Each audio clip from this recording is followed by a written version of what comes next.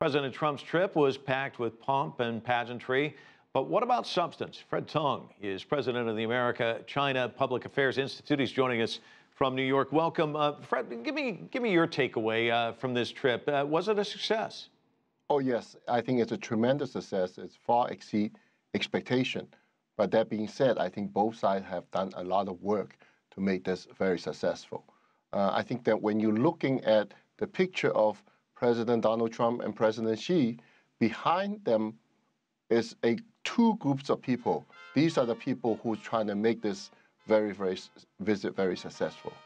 Fred, what about Trump's softer tone, talking about the trade deficit? He said, I don't blame China. Later, he went on to say, I give China great credit.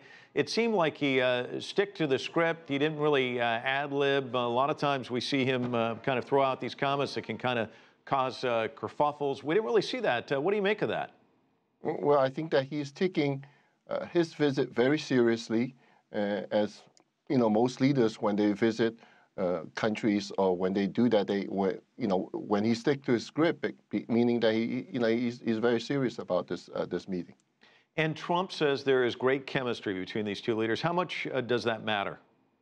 I think it matters a lot, because for any two countries' relationship, it starts with the leader. If the leaders can get along, then it just cascades down to the people-to-people's relationship.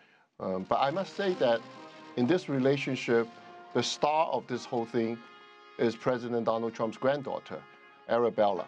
I think whenever there's children involved of these international relationships, actually leaders' children, it makes a big difference. You know, talk to me a little bit more about that. I mean, I'm sure it's probably the talk of China. You've got a little girl reciting in Mandarin. I'm sure that that must have impressed the people of the country, not just the president himself. But obviously, and why does President Trump do this? He wants to also impress China. Not only he's very proud of his granddaughter, but he also wants to tell China that, people in his family are really studying its language.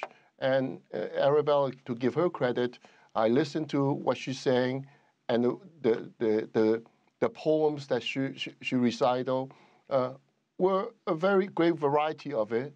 And it's really impressive for a young child like that to be able to do that. Probably the youngest emissary for a country ever. Where do they go from here? How do they build on the success of this trip?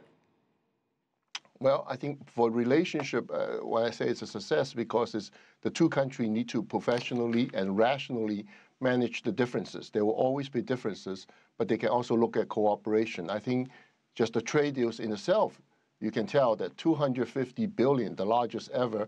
I'm sure we're going to be hearing from President Trump after his return of the trip, talking about this great deal. I'm sure you're right about that. Fred Teng joining us from New York. Thanks so much. Thank you.